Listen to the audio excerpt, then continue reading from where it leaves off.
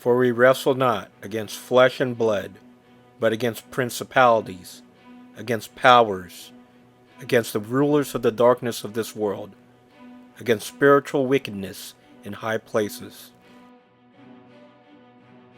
In Ephesians 6:12, the Apostle Paul gives an important reminder to believers of who the real enemy is.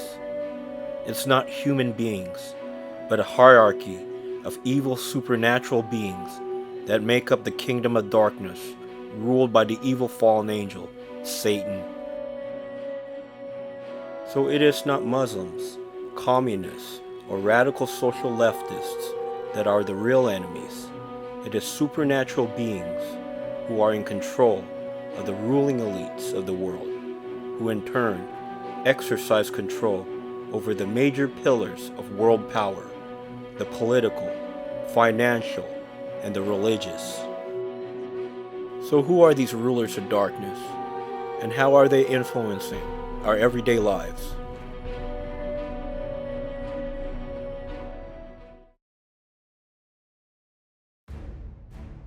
When Satan, working through the body of a serpent in the garden, deceived Adam and Eve and influenced them to disobey God's commands, which started the downfall of humanity and resulted in the earth being cursed, God pronounced a sentence on Satan, as well as his plan for redemption for humanity.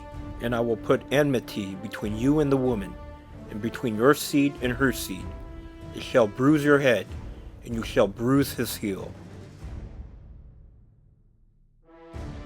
This verse, written hundreds of years before Jesus was born, is a prophecy of the Messiah, who is depicted as the seed of the woman.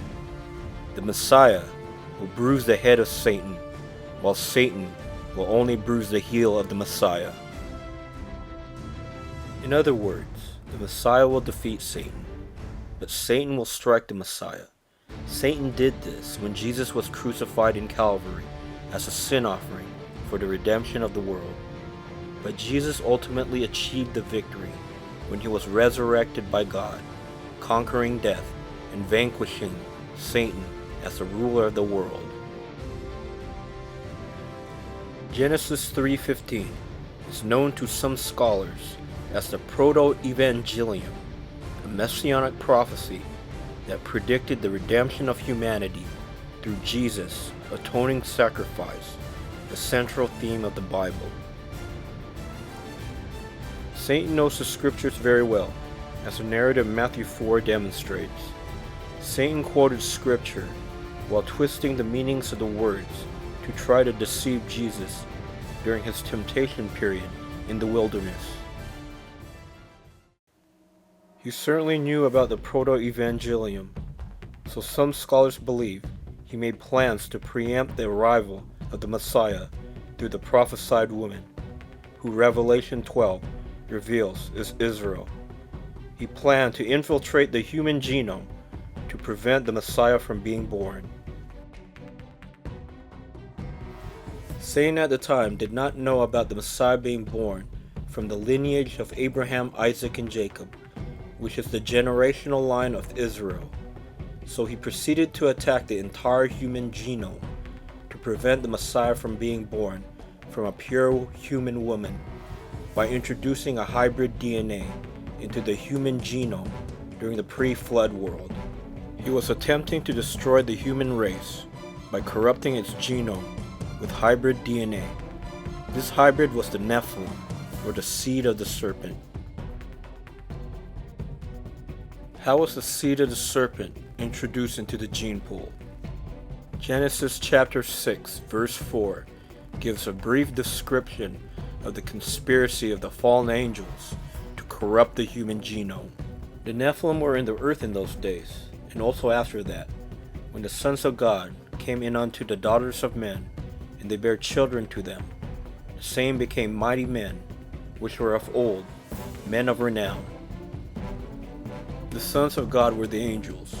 They abandoned their former state as watchers of the earth, and took on human form to fornicate with human women. The result of this unholy union between fallen angel and humans were the Nephilim, who were giants. Because of this abominable sin, they were condemned by God to the deepest realms of the earth. The book of Jude describes this. And the angels, which kept not their first estate, but left their own habitation, he hath reserved in everlasting chains, under darkness, unto the judgment of the great day. The fallen angels not only sired the Nephilim from human women, they also practiced genetic engineering that involved animal hybridization that resulted in chimera-like hybrids. The Nephilim also fornicated with the animals, producing many types of hybrids. This may have been the source for the creatures from Greek mythology and other hybrid creatures from other ancient cultures.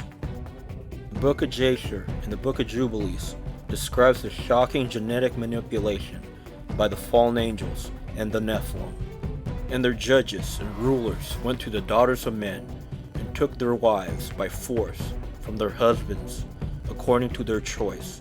And the sons of men in those days took from the cattle of the earth, the beasts of the field, and the fowls of the air, and taught the mixture of animals of one species with another. And they begat sons, the Nephilim, and they were all unalike, and they devoured one another. And the giants slew the Nephilim, and the Legio, mankind and one man another. And after this, they sinned against the beasts and the birds. The ancient Jewish historian Josephus, who lived in the 1st century AD, had access to many ancient historical sources describing these evil monsters as savage creatures with astonishing physical attributes that resembled the titans of Greek lore. For many angels of God accompanied with women and beget sons that proved unjust and despisers of all that was good, on account of the confidence they had in their own strength. For the tradition is that these men did what resembled the acts of those whom the Grecians call giants or titans. In Hebron there were till then left the race of the giants, who had bodies so large and countenances so entirely different from other men, that they were surprising to the sight and terrible to the hearing. The bones of these men are still shown to this very day. The remains of the Nephilim have been recovered throughout the centuries, but there is a major cover-up of their past existence by the official historical and scientific establishment in order to discredit the authenticity of the biblical narrative. So any record of their excavation will never be included in the official historical and scientific record. Because the DNA of most of the species of the world were being corrupted by the introduction of foreign DNA, God proceeded to destroy the entire world with a flood. He preserved only Noah and his family, whose genetic ancestry was not corrupted by Nephilim DNA. He also commanded Noah to bring into the ark many types of species whose DNA was not corrupted. The flood destroyed all the Nephilim of the pre-flood world, but they would return in the post-flood civilization because of the rampant practice of the occult in Canaan and the rest of the Middle East, due to the spread of the Mystery Babylon occult system and the sex rituals involving human women and fallen angels. According to the Book of Enoch, all the Nephilim that perished in the flood became demons that would torment and deceive mankind for generations. But now, the giants who are born from the union of the spirits and the flesh shall be called evil spirits upon the earth, because their dwelling shall be upon the earth and inside the earth. Evil spirits have come out of their bodies, because from the day they were created, from the sons of God, they became watchers. The first origin is a spiritual foundation. They will become evil upon the earth and shall be called evil spirits. The dwelling of the spiritual beings of heaven is heaven, but the dwelling of the spirits of the earth, which are born upon the earth, is in the earth.